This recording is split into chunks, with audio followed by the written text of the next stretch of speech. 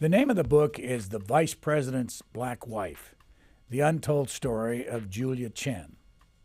The author, Professor Amrita Chakrabarti Myers.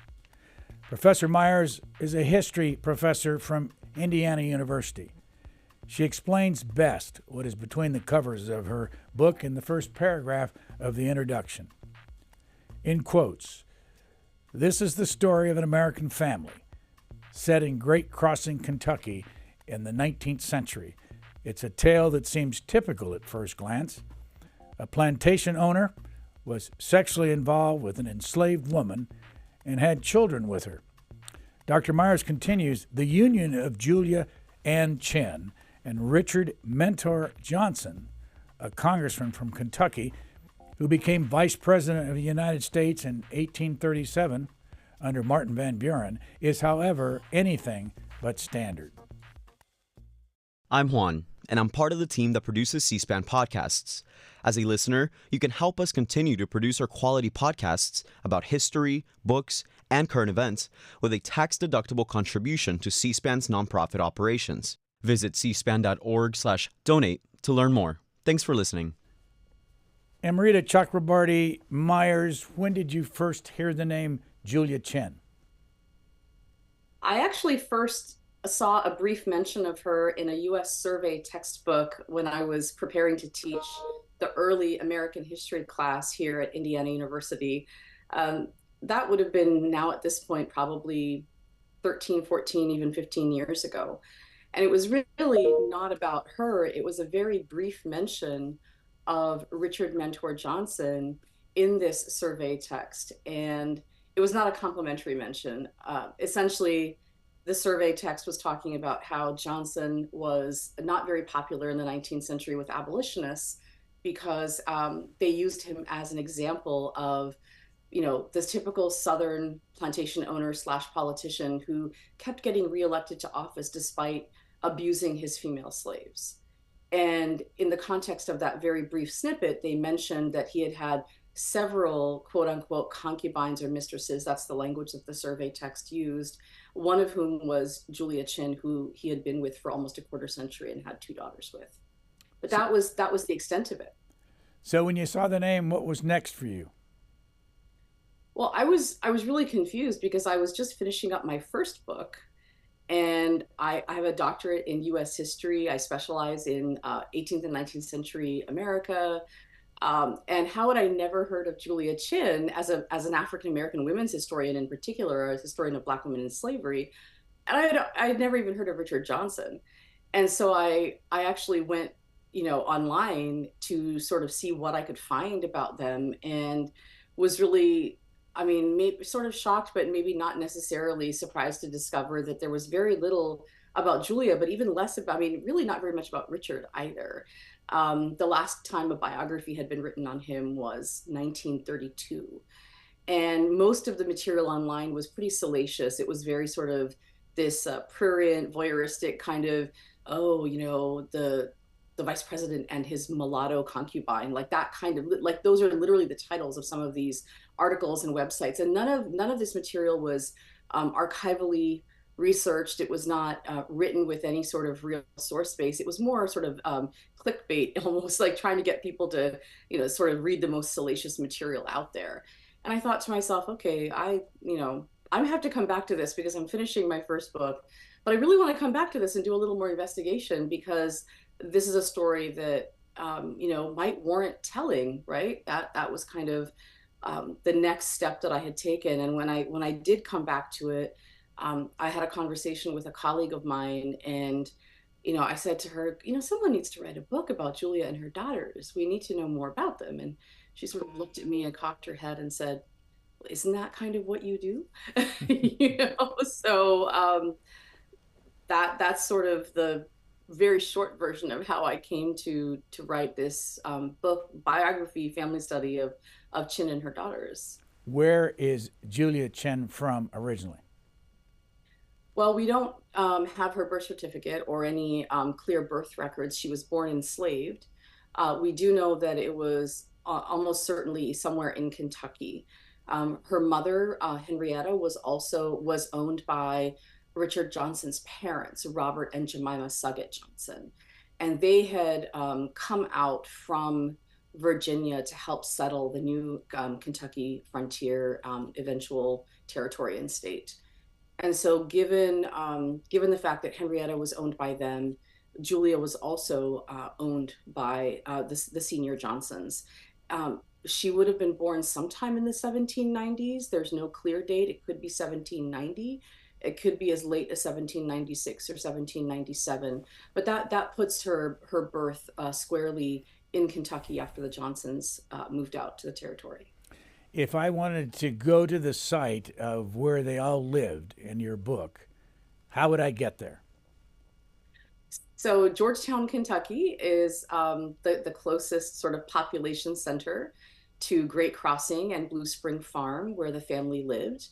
And you would head down to Louisville, Kentucky on I-65, and then you would basically make a left onto I-64. And I-64 is the main highway that runs between Louisville and Lexington, Kentucky. And all along the way are all of the smaller towns, including the state capital, Frankfort. And once you pass Frankfort, very shortly thereafter, you're going to come to turnoffs for Georgetown. And that's the area where that we're talking about. It's horse country. It's very close, maybe 15 minutes away from Lexington. It is surrounded, it was and continues to be surrounded by a lot of horse farms. It's bluegrass country. What's the first thing you learned when you started researching that surprised you? Oh, that surprised me.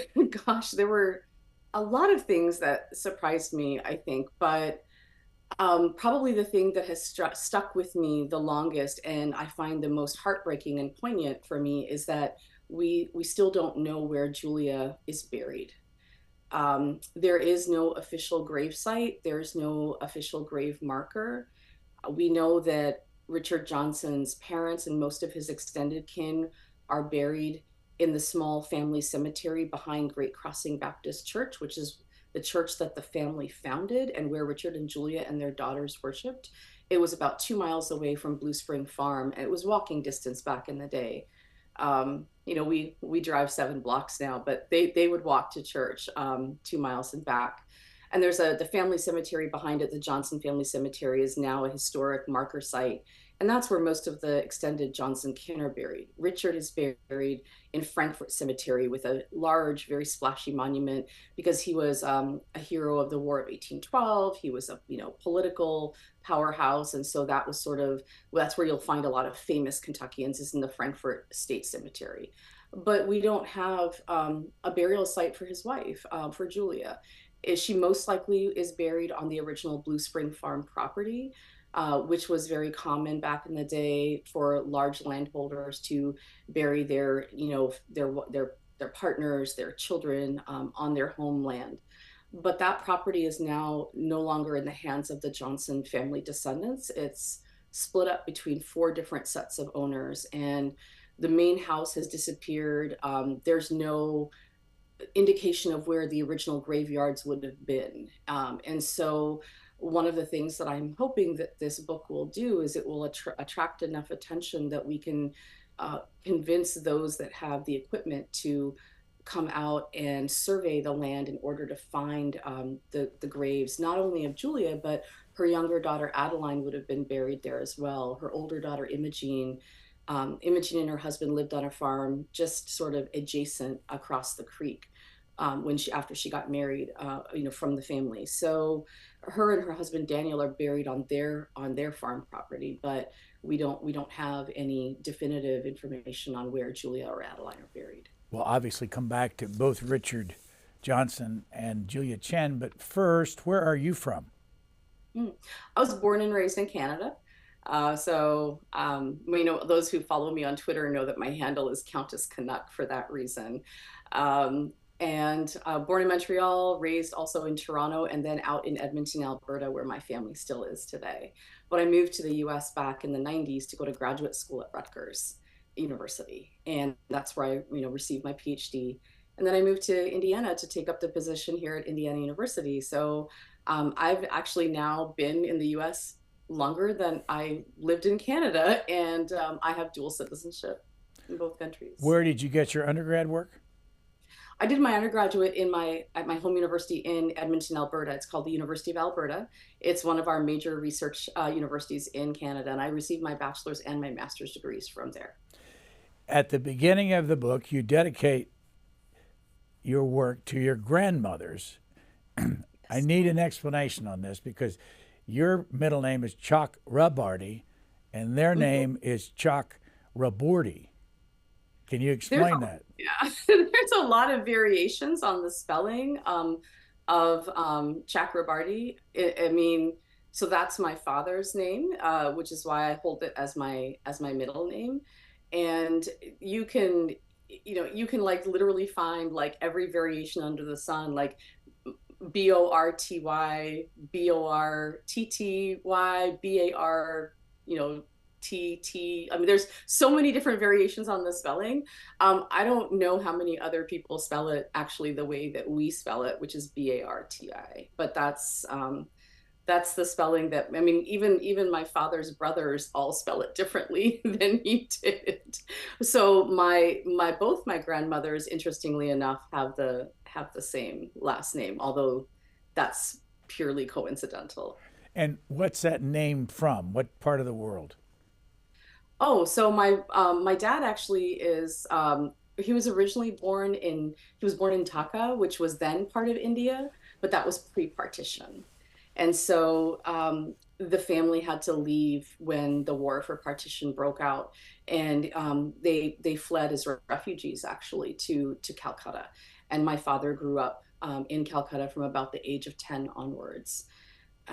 So that's where Chakrabarti or Chakrabarti would come from. How about mom? Where's she from?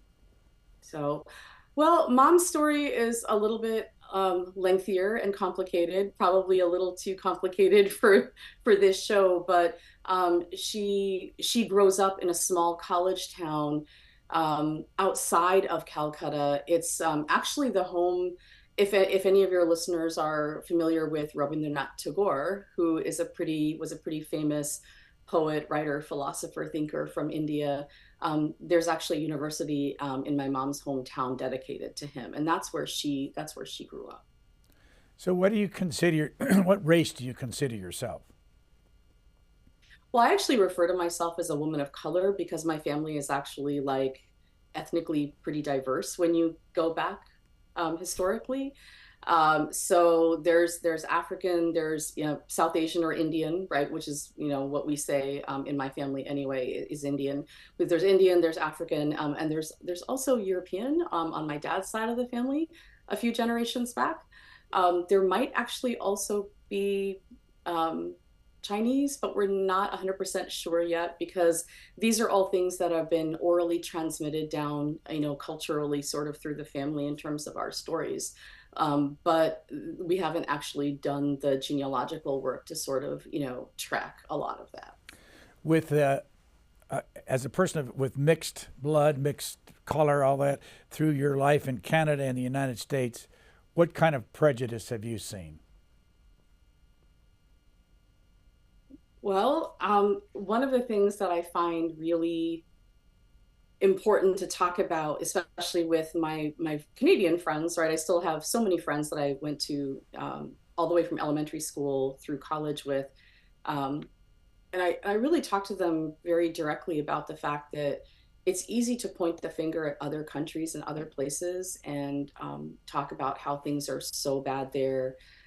It's a way of sort of avoiding, right? The trash in your own backyard, for lack of a better word. And so, growing up, I grew up in a time and a place in Canada where Canadians didn't acknowledge that there was slavery in their own history, which we know there was. And they also they didn't acknowledge that Black people existed in Canada, which they have for centuries, not just those who fled from the US, but because of Canadian slavery. And they also don't like to acknowledge that, they never acknowledged that Canada had racism. The party line when I was growing up was always, we are multicultural society. We're like a stained glass window. All the various pieces are unique and beautiful and different, but together they make a gorgeous mosaic. Um, so there was this unwillingness to face the truth of prejudice and racism in Canada head on at the smallest level all the way to the largest because of government sort of state dictates and policy. No recognition even also of the kind of horrific genocide that was perpetrated against Indigenous Canadians, against First Nations peoples. I was one of a handful of non-white students in my elementary school and in my junior high school. It wasn't until I got to high school that there was actually more than like two hands worth of, and that's all we're talking, like Asian people, Black people, right? All different kinds of folks put together. And so it was definitely a very, very difficult place to grow up. Montreal and Toronto were much more diverse, but Edmonton in the 70s and 80s was not very diverse. It is much more diverse now, which is a wonderful thing. But we didn't grow up with a lot of role models in that sense. We didn't grow up going to school with a lot of other people of color. And I still remember like really clearly incidents that happened when I was as far back as elementary school, people hurling slurs at me on the playground, making insults about my last name, saying that they would never come to my house because it probably stank, right? Because your food is so disgusting. Those are the kinds of comments that were made to me when I was growing up, like not being included in certain social functions, things of that nature. It was not, and being like a girl, right? And then, growing up as a teenager, becoming a young woman in that place was extremely complicated on a whole host of levels. So I really try to like have these conversations with everybody because I said, it's yes, I'm not saying that the United States doesn't have its issues and its problems. Having lived here for more than half my life now and being a scholar of African American history, that's very clear. But that doesn't absolve us as Canadians of looking to fix and heal the damage that's been done in our own country to people who are from there and who grew up there. How long have you been at Indiana University? This is the start. This is my 19th year on the faculty at Indiana University. I came right out of graduate school. I started in the summer of '05. Back to Julia Chen.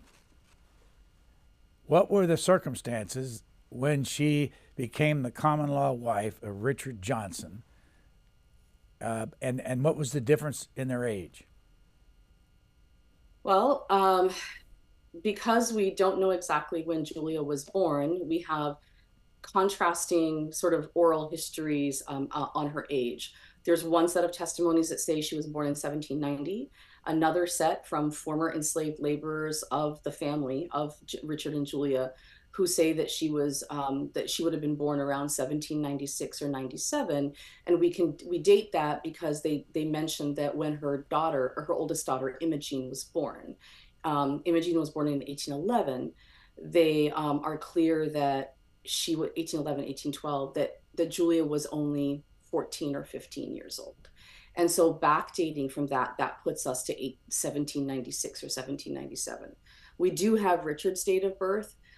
He was actually born in what is now Louisville. It was called Beargrass, Kentucky back then, in 1780.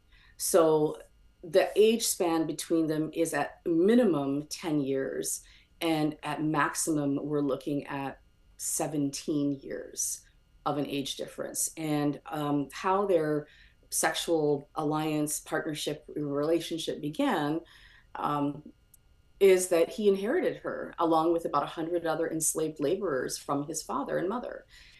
He, was by this point 30 years old. He was already serving in Congress. And so his father gave him land to start his own plantation, his own farm, not too far away from the senior Johnsons, only a couple of miles. Because the senior Johnsons lived right next to Great Crossing Baptist Church where they worshiped, and the Blue Spring Farm today is about 2 miles away. So they gave Richard all this land, and he started building a house, and he needed laborers, right, to be a successful planter. And so his father transferred almost 100 laborers over to his son. And one of those laborers was Julia Chen, and her brother Daniel also came with her. But there's no record that her mother Henrietta came with them. So that means that they would have been taken away from their mom and moved to a different plantation site in 1810. When Richard is starting up Blue Spring Farm, and within a year, the two of them have become, sexually intimate, and they go on to be together for about 23 years, have two daughters together, and they're together until Julia passes away in a cholera epidemic in 1833. As you know Yeah. so well, that Richard Johnson was an elected official for about 34 total years, including being a vice president and congressman. At what point did she die? How old did you figure she was? And what was his office that he held at the time? So she passes away in 1833, which would make her probably 36 or 37 years old if we're using the enslaved laborers' family data. If she was born in 1790, then the oldest she could have been is 43. So she's very young when she passes away in 1833. Richard at that point is still serving in Congress. He's a congressman for Kentucky at that point in Washington, D.C. He will run for the vice presidency in 1835-36, and he will take up his term in office in 1837 under Martin Van Buren, who was the president at the time.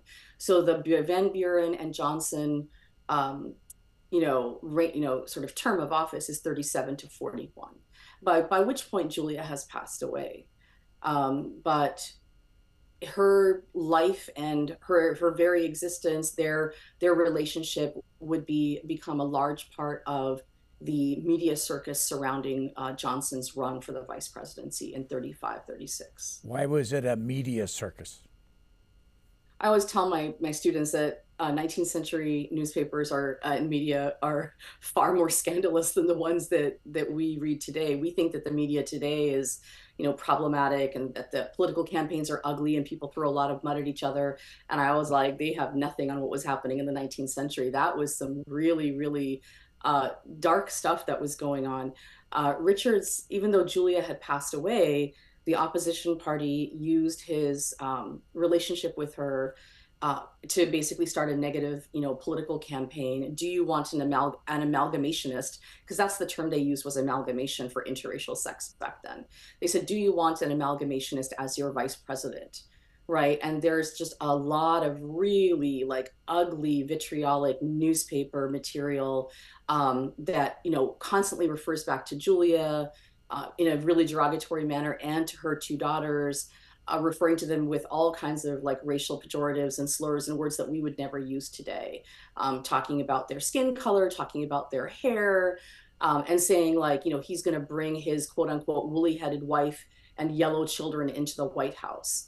What happens if Van Buren dies and Johnson becomes president, right? There's all of these really ugly things that are being said about Johnson's deceased partner and his daughters. But it's not just the opposition party that does this. Even within his own party, the Democrats are divided on Richard. There are some who support him, and he, of course, has the backing of Andrew Jackson, who is the outgoing president. But Martin Van Buren didn't even want Johnson to be his running mate. And Jackson sort of said, well, this is my guy, you have to take him. And there's a lot of Southern Democrats, of course, who hate Richard because, again, he had this public, open relationship with a Black woman. I mean, there are lots of Southern politicians and lawmakers who are having sexual relationships with Black women, enslaved Black women, who they own. But they lie about it. They hide it. They don't talk about it. They're not open about it. They have white wives and white families, and then they have this other relationship going hidden in the quarters. Johnson's super open about it from the very beginning. He refers to Julia as his wife. Everyone locally and in DC knows that she's his only wife. He doesn't have a white wife. His only children are, these biracial children that he has with Julia.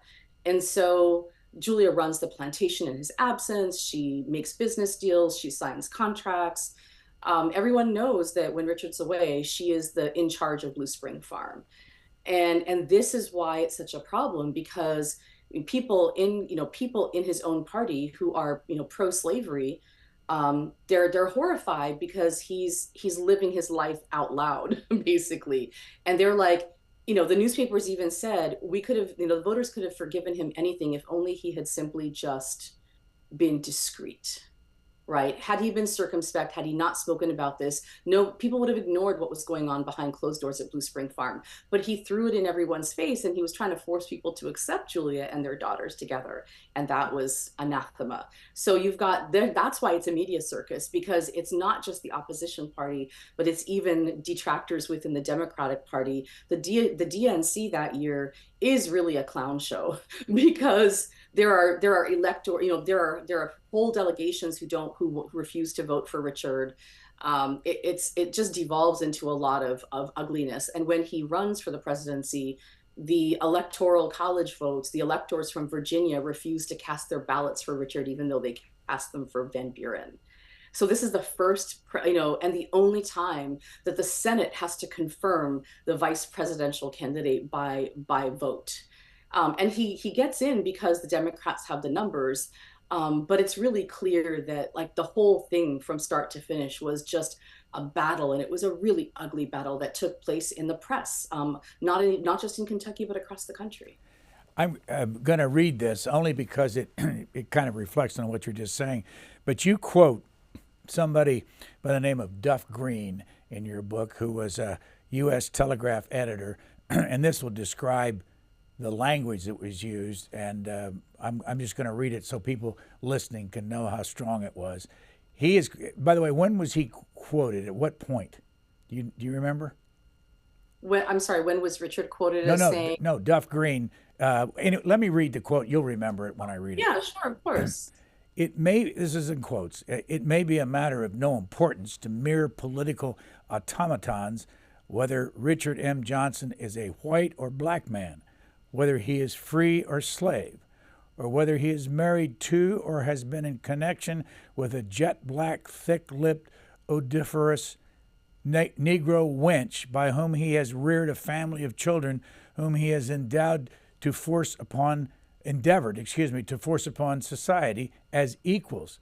But thank God, to the great majority of people of the United States, we may with safety address ourselves on this subject with the full conviction that in their breast we shall find a response to ellipses patriotic feelings. How normal was that kind of language back then in the papers about Richard Johnson? Very common, and that's why I said it was. There were Kentucky papers that spoke of him with equal, disgust. It's particularly the papers out of Lexington and Louisville. The big papers there had editors who were very anti-Johnson. Some of the papers are, Whig papers, and that's why they're anti-Johnson, but others are just anti-Johnson because of his sexual relationship with Julia Chen. And so that quote comes at the height of the run that Van Buren and Johnson are making for the election. So that's in 1836. This is chapter 6 of my book. Basically, does an entire examination of what happens during that vice presidential run, locally and nationally, and how the spotlight continually comes back to Julia Chen and her, even though she's deceased. Right, she's the ghost that keeps being dug up and crucified over and over again in order to, sideline Richard Johnson. And so this is, that Duff Green's article from the editorial from the Telegraph is at the height of the 36 election for the 37 vice presidency. So when Martin Van Buren runs after his first term and loses, he runs by himself with no vice president. What did he do with Richard Johnson? Well, even though the Democrats had voted in the Senate to vote Richard in and confirm his vice presidency in 1836, 1837, they realized very quickly that he was really dead weight for their party, that he was going to hurt them politically if they continued to back him. So Jackson quietly sort of stopped backing him after that first term. And so when it came back around again, for the 1840 run for 1841, 42, Jackson said, no, we have to pick a new vice president. And he urged the party to actually consider Polk at that point. But the party was so divided. The party was so like internally, there were so many schisms over North and South, Johnson, not Johnson, I mean, all kinds of things, that they could not decide upon one vice presidential candidate in their, national convention. And so what happens is Van Buren doesn't choose a running mate. He decides to go it alone. And there are about a half dozen vice presidential contenders who each run individually, independently for the vice presidency. And Richard Johnson is one of them. He refuses to kind of, go gentle into that good night, even though it's clear that his own party doesn't want him. Jackson has turned his back on him. The newspapers hate him. It doesn't matter. He's like, I'm going to do this. I'm going to run. I still have a lot of people who like me. I'm a hero of the War of 1812. I'm a hero of the Battle of the Thames, where he was badly injured, took 5 bullets, almost died. He claims to be the guy who killed Tecumseh in the in the War of 1812, which we don't think he did. But he still runs. And there are a lot of people who turn out for his campaign speeches. But at the end of the day, Van Buren loses, Johnson loses. Johnson loses so badly that not only does he not take Kentucky, which he had failed to take Kentucky in that first election running up to 36, 37 as well, but he also loses his own home county of Scott County. And Scott County had always supported him. The people in Scott County loved Richard. They elected him to office for 44 years. Because he also serves in the Kentucky state legislature. So when you look at the span of his political career, Scott County voters, they always supported Richard, but in this instance, they even don't return their ballots for him. He was a United States Senator, and in those days appointed by the legislature. He was there from 1819 to 1829. Why did the legislature in Kentucky think he deserved to be senator? Well, at that point, he's really at the noonday. There's an article that says he's at the noonday of his prosperity, right? He was at the height of his popularity. He was, like I said, a hero of the War of 1812 and had come home badly wounded and almost died. The little people, right, the voters in Kentucky really liked him because he stood up for things that were going to be helpful for the poor and the working class family. For example, like when it came to pensions, right, for veterans. He also stood up against trying to eliminate Sunday mail delivery, because there was a hard Christian right back then that didn't want delivery on the Sabbath. And he stood up and was like, I'm a Baptist. My family founded a Baptist church, but there needs to be a separation of church and state, and we need Sunday mail delivery. And so he has this very, and he's very outgoing, he's very gregarious, he loves to dance, he's charismatic, he throws huge parties at Blue Spring, which Julia helps to organize and host, and they entertain former presidents, they entertain the Marquis de Lafayette, and he invites everybody, the whole town, regardless of class, whether you're poor, whether you're rich, everybody comes to Blue Spring Farm for big 4th of July, barbecues, the big gala for Lafayette. And so there are a lot of, he has a lot of popularity in Kentucky. And so in 1819, this seems like, oh, well, the seat's being relinquished. We need to fill it. Of course, Johnson's star is on the climb. He's from one of the first families of Kentucky. The senior Johnsons came in, they helped his father sign the territorial and the state constitution. His brothers are influential lawmakers, judges, attorney generals. I mean, this is a family that are one percenters.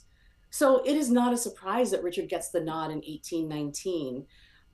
It's just surprising that he's able to hold on as long as he does because of his very sort of flagrant, in-your-face relationship with an enslaved Black woman. You say that Julia Chen was an octoroon. What's that? I actually am not sure, but those are some of the words that were used to describe her. So some people referred to her as mulatto, other people used octoroon. Like these are all words from back in the day. They're not, it's certainly not my language. Those are quotes. We don't know exactly what her exact racial background or heritage was. Technically, octoroon means someone who is 1/8 African American. So if you're back then, they sort of assume if you were a mulatto, that meant you had, and these are all words again, I'm using in quotes. If you were called a mulatto, it was because you had one white parent and one black parent. If you were a quadroon, then you had at least one grandparent who was African American. So there's no way of knowing Julia's lineage because of slavery, right? Because those records were not kept. We do know that her mother, Henrietta, was an enslaved woman. But we also know that Julia was consistently referred to in different venues as being light-skinned, and that her daughters were supposedly light enough to pass. And so that suggests that either Henrietta was already light-skinned herself, or that Henrietta had a relationship with a white man and produced two children like Daniel and Julia, who were themselves very light-skinned. And because Julia and Daniel, her brother, hold the last name Chinn, um, I'm fairly certain that they used that last name because they had a white father whose last name was Chinn, because there are several Kentucky Chinn families in the area. In fact, Henry Clay's law partner was a Chinn. And so it's not an unusual last name in the bluegrass. And so I think there's no other reason that both Daniel and Julia, I think, would have held that name when they grew up. It's a way of, signaling who their father's family is, even if he doesn't claim them. And so that's as much as we can even suppose, because we don't know Henrietta's lineage or background. Again, because of how records were not kept for enslaved people back in the 18th and 19th centuries. When you headed off to research Julia Chen, where did you go? Where was there anything about her that you could find? So I've spent a lot of time in a lot of different archives and facilities. I've worked at the Library of Congress in Washington, D.C. I've also got sort of had papers sent to me from the National Archives. There are materials out in Kansas at the University of Kansas, because many of Richard and Julia's enslaved laborers eventually went out and helped to establish the all-Black town of Nicodemus, Kansas, after the Civil War. And so there's records in Kansas. The vast majority of my materials are from close to a dozen different archives scattered through Kentucky. The Filson Historical Society has a batch of records it's called the Thomas Henderson Papers. Henderson was a Baptist preacher. He was a rotating minister at Great Crossing Baptist Church. He was a longtime friend of the Johnson family, and he eventually became the headmaster of Choctaw Academy, which is an indigenous boarding school on Richard's farm. Richard uses his political clout to have this federally funded boarding school on his property because he sees it as a potential cash cow. And so Henderson's papers are at the Filson, and in that collection are letters that Richard wrote to Thomas Henderson when Richard was in DC and Henderson was living at Blue Spring, because he had room and board. So he had a house on the property when he was headmaster of Choctaw. So we don't have the other side of the correspondence, Thomas's letters back to Richard, but we have Richard's letters to Thomas. But there are small caches of papers like that.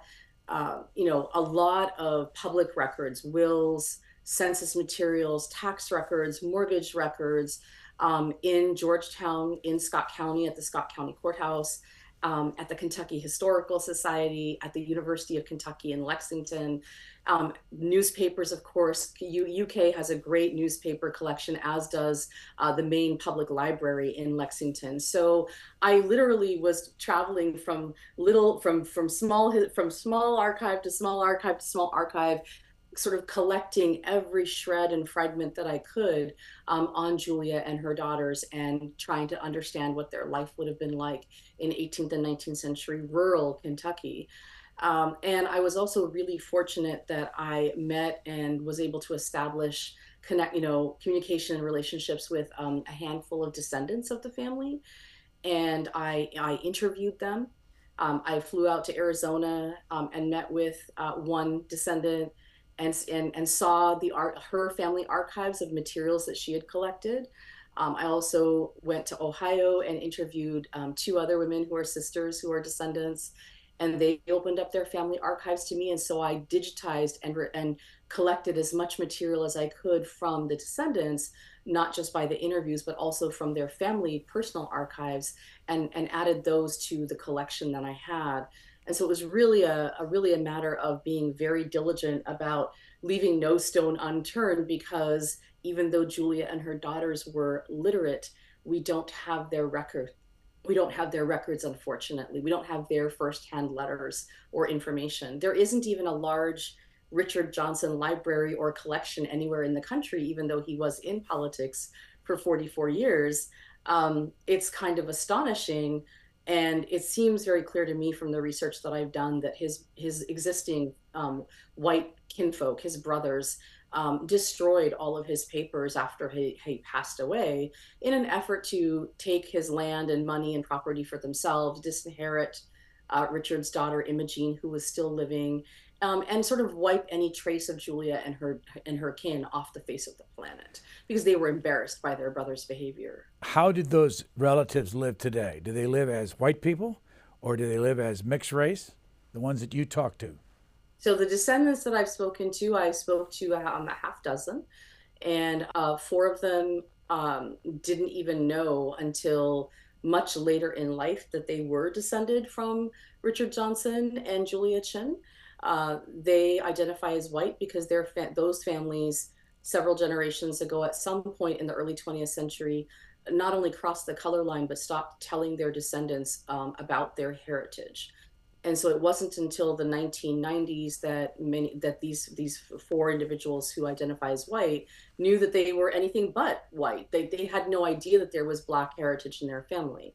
And there are two folks who I interviewed who very clearly identify as African American. They come from a branch of the family that didn't pass, never attempted to pass, was very open about their heritage, and continued to marry other Black people throughout the 20th century.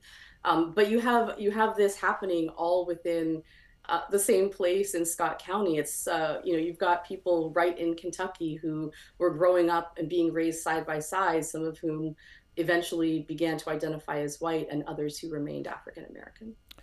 This line from your book, I wanted you to talk more about it. Julia's story reveals how white supremacy warps everyone. Well, thank you for asking me that. It's actually in my opinion, one of the most important points that I try to make in the book. I sort of half jokingly said to a friend last week that this is a book that is going to make everybody uncomfortable. There are no heroes in this book. It's a story of survival. It's a story of what a woman like Julia Chen, who is enslaved and becomes, we don't know the original terms under which her relationship with Richard began. We don't know how coercive it was, how violent it was, but we do know that she was very young. When you have a young girl who's enslaved, who's been taken away from her mother and then put into this circumstance where she has to engage in a relationship with a powerful white man. I mean, she could say no, but what would that gain her? He could assault her anyway. He could sell her, all kinds of things. So she engages in this relationship in order to survive, in order to make a better life for her children and her grandchildren. Her goals are very clear. Freedom for her children and grandchildren, property, legal marriages, good education, all the things that she never was able to acquire for herself. But that's a story that is really hard to hear because of the violence, right? The sexual violence, the coercion, the fact that she becomes an overseer essentially over other enslaved people at Blue Spring Farm when her husband is in Washington, D.C. These are things that are really, really hard for us to read and to hear about. But it's equally so white, but it's white supremacy doesn't leave her many other choices in this case. She's an enslaved teenager right? And so what are her options that are going to get her family the furthest? And so she makes a lot of choices that that just are horrifying, right? When we consider them in the larger sort of light of day. But white people don't look good in this book either, right? I mean, this is white supremacy we're talking about. This is slavery that we're talking about. We're talking about a lot of men who are engaging in relationships with very, very young girls. You know, how much choice does a Black woman have when she's enslaved? Right? Maybe she complies, but compliance is not the same as consent, right? Enslavement means that consent really can't exist. And so they comply. Compliance, I mean, so white people don't look good, right? The violence, the sexual predation, right? The things that are happening in the press that we read about. Nobody in this book comes out smelling good, basically. It's a hard story to read in a lot of ways, but I think it's really important that we read it and understand that that's how disastrous and damaging white supremacy is. That's how damaging racism is, right? It hurts everyone. It tears apart families. It caused Julia's kin to eventually cross the color line and lie about who they were, because at the height of segregation and Jim Crow, the fear of being Black and losing everything outweighed their willingness to be honest about who they were. And so they passed and they lied about who they were to their own descendants. Julia was erased from the memory of her own family. Why? Because we live in a society that denigrates Blackness, that privileges whiteness, and that says that Black is bad, right? The anti-Blackness has been here for centuries, and it literally we talk about it on the state level with laws, but this is how it affects individuals and families on the ground, where people have to make terrible decisions from very limited choices, comply to things that they would never have complied to if they were truly free. And then you end up with erasure, national erasure from the history books, and erasure even within your own family's memory of who you were and what you did. Former Speaker of the House Henry Clay and former presidential candidate Henry Clay from Kentucky, you say he did not vote for Johnson. Were they in the same party? And secondly, he had relationships, as you say, with Black women, enslaved women in Kentucky, but he didn't do it like Richard Johnson. He did it on the QT. Explain all that. Right. Clay and Johnson are near neighbors in Kentucky. Their plantations are not far from each other. They also are chronologically of the same age, like generation. They come up through the ranks together. They make their mark as war hawks, right? Voting in favor of the War of 1812 when they are young congressmen together. So generationally, you're talking about Henry Clay, Richard Johnson, Daniel Webster, and also John C. Calhoun from South Carolina, right? These really young hotshot, rising stars in politics in the early 19th century. And eventually, Henry Clay tries to win the presidency under a number of different political parties. And so which party Clay belongs to, it depends on which moment in history you're talking about. He eventually will run for the presidency under the Whig umbrella. But, Clay is, probably not without much argument, one of the most, if not the most famous sort of Kentucky statesman of the 19th century. He helps to author the Missouri Compromise of 1820 and also the Compromise of 1850, both of which save the Union from splitting apart into war at those points. He has a white wife, he has white children. He is definitely one of those, one percenters, very powerful man. But unlike, as you pointed out, unlike Johnson, like Johnson, he has sexual relationships with Black women, but unlike Johnson, he has his white wife and white family out front in the plantation home, and he hides his relationship with Black women in the quarters. But everybody knows about it. It's one of these things that is an open secret. Everyone knows about it. They gossip about it. But like Thomas Jefferson, he never admits it Jefferson never acknowledges his relationship with Sally Hemings. He never acknowledges their children together. He doesn't live with them. He doesn't free them. Sally Hemings doesn't entertain at Monticello, right? It's the same thing with Henry Clay. Henry Clay has these relationships in the quarters, but one day his wife catches him in the act. She follows him to the quarters and she catches him in a very, incriminating embrace, right, with the enslaved Black woman that he was having sex with. And right, all hell breaks loose at Ashland, right, the Clay family plantation. And in order to keep the peace, Clay sells the woman and their children downriver to Louisiana, right? Gets rid of the evidence, makes his wife happy, keeps the peace in the family. And there are letters that people are writing about how can you vote for Clay? You know, the Whigs claim to be anti-slavery, and here's this man who not only had a relationship with an enslaved woman, but sold her and their children downriver. They said, say what you want to about Richard Johnson, he never sold his children, right? He raised them, he educated them, he took care of them. And so there's this, I think this is a big part of the reason why we still know who Henry Clay is today. I mean, people are like, oh, we never remember the vice presidents. Well, Henry Clay was never a president, but we remember Clay. We remember the bills that he authored. We know his plantation is in existence. You can go to Ashland and have your wedding there, have a party there, take a tour there for $20. It's beautiful, right? But Blue Spring Farm, who's Richard Johnson? Who was Julia Chen? Where is Blue Spring Farm?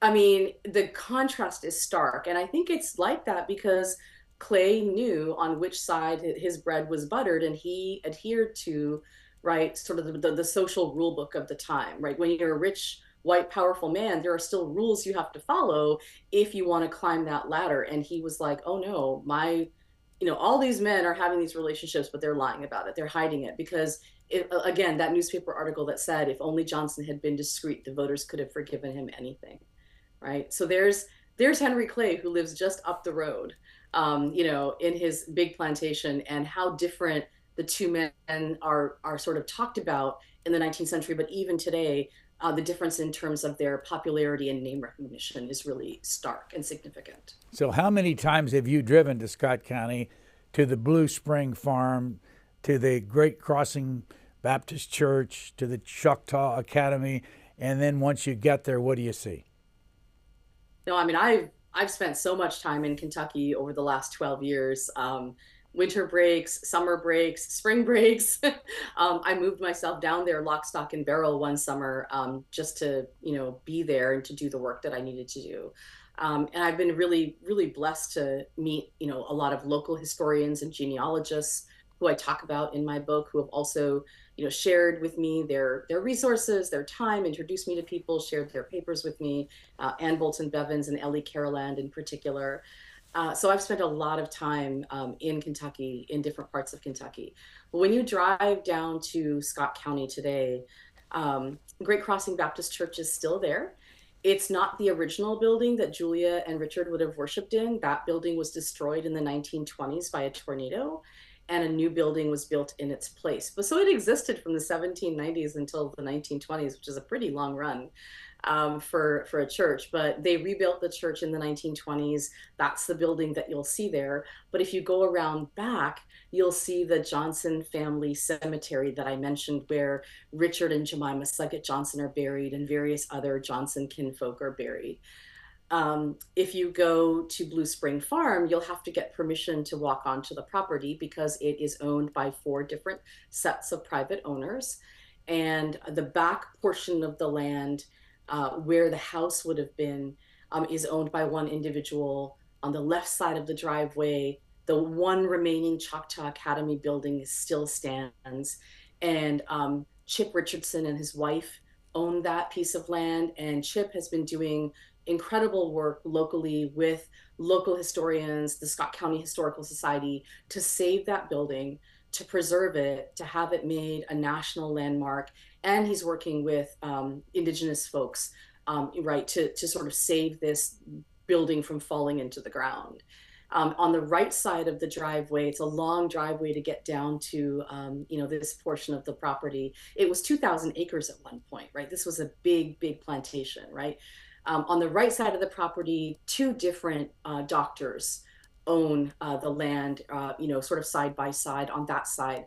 And so it's a really driving that you can't just drive onto the property. You would have to like reach out to the folks who live there and get permission. And I was really fortunate that I've been able to do that and walk on the property, take photographs, and see the one remaining slave quarters kitchen building on the right side of the driveway, the Choctaw Academy building on the left. I've never been able to go up past the end of the driveway up the hill to where the main house would have been. The gentleman who owns that piece of property has never given anyone permission, as far as I know, to do that. And so I've not ever been able to get up that far, but I've been able to see the land on either side that I was given permission to walk on. Couple of quick things. How severely was he wounded, meaning Richard Johnson, and when he was a colonel at the Battle of Thames? He almost died. It was a suicide charge that he led at that point in the Battle of the Thames.